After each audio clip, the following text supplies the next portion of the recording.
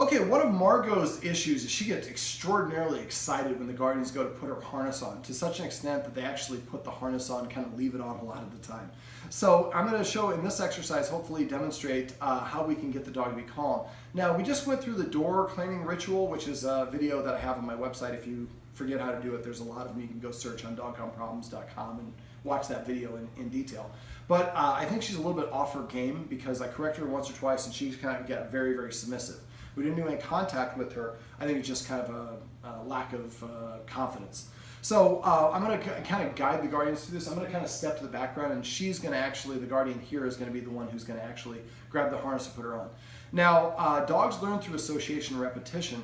Pavlov's dog, if you ever heard Pavlov's dog, that's an example of classical conditioning. So he presented the food, and the dog would start drooling. And after doing that and he would ring a bell at the same time. After about a week or 2 weeks of this, he would actually ring the bell without the presence of any food, and the dog started drooling because it anticipated getting the food. So this is classical conditioning. Something happens first, and then the dog, it precipitates or it causes a reaction in the dog. In this case, the leash is often the same thing. So I get the leash, and the leash is attached. That means guaranteed we're going for a walk. So it's associated with the excitement for a walk, and the dog really likes going for walks. So in this case, what we're going to do is we're going to teach the dog that it has to stay calm in order to have the harness put on. We can do the same principle for the leash, but right now we're just going to focus on the harness. Now the first step of this is just to get to where the harness is, which is basically behind this wall right here. So once we start filming, when we start doing this, we're already filming, she's going to get up and walk to where the harness is kept.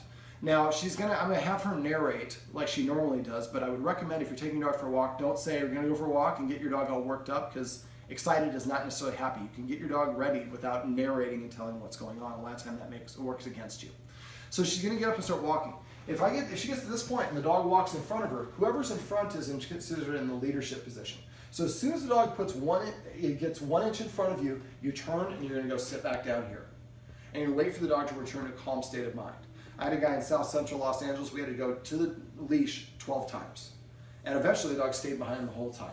The next step is to pick up the harness, and when you do, try to make it clip a couple times and kind of make any jingle sounds it does. If the dog starts bouncing around, we're going to put it back down, and then we're going to go and sit back down. So the only way we're going to attach the harness is if you're completely calm. And most people just throw in the towel and just kind of force the dog through it and then wrestle the dog and go through it. Well, that's what you're going to do every time. In this case, what we're going to do is teach the dog the only way we're going to go for the walk, the thing you enjoy, is if you behave and be calm while I put the harness on you. And then your reward for being calm is we will go for a walk. But as soon as you show excitement, we shut down. All right, so I'm going to kind of step back here. I'm going to have the guardian. She's going to say whatever she normally would say to the dog. So go ahead and say whatever you normally say to her. What do I normally say to the dog? Are you going to go for a walk? Or? Oh, I guess we'll go to the park today, go for a walk. And once you grab it, make a jingly sound. And go ahead and unclip it a couple times. All right, so walk right in front of your trash deal and ask her to come to you. So we're ready to achieve the first step. Normally she would have beat you to the place, right? Come. And tell her to sit. Up. Sit. Okay, so she's now hiding under the chair here. So again, I think that and you can hear the little whimper, I think what happened before with the door has got her really unsettled. So this is probably not going to be an actual video where I'm demonstrating it. So what we would do is when she came over, she kind of jumped up a little bit. That would be the point where I would probably just put it right down here or put it back here, go sit down and wait.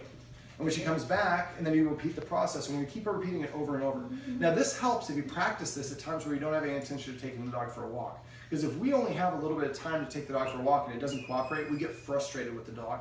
The dog knows we're frustrated with them, and it's a whole frustrating experience. So if we do this at times where we're not going to go take the dog for a walk, we do two things. First of all, we teach the dog the only way that you're going to do this is being calm.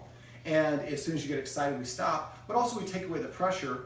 And I guess the third thing is we disassociate this. Right now, every time this goes on, we're going for a walk. Well now, 4 or 5 times a day, they put this leash on me and we don't go for a walk.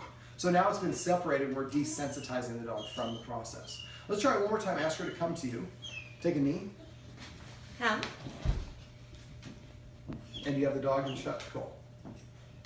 Then And just go ahead and put it on her.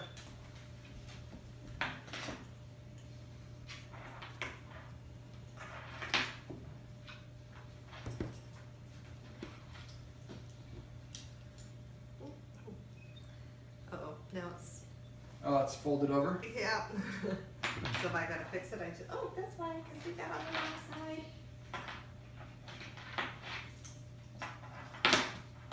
We little short legs are always kind of tricky on this. Still got it. So once you get here, there you go. There we go.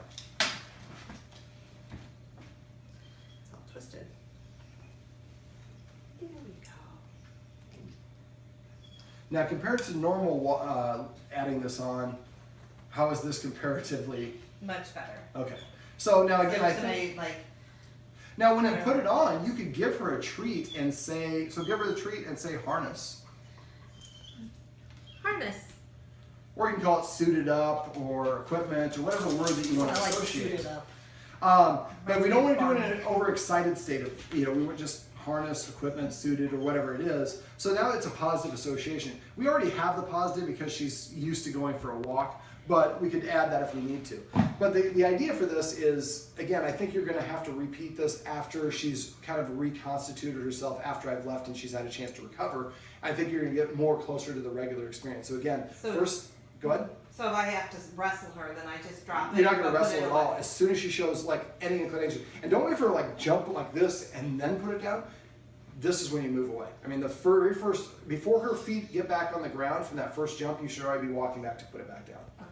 And also, one other tip, always have the dog come to you. Never chase the dog around. Dogs like playing chase, but that's a leader-follower dynamic as well. As if you're chasing her, she's in the leadership position.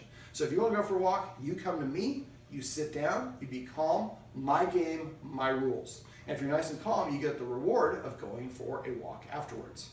So this is how you can help your dog practice being calm when you put them on the leash or attach a harness.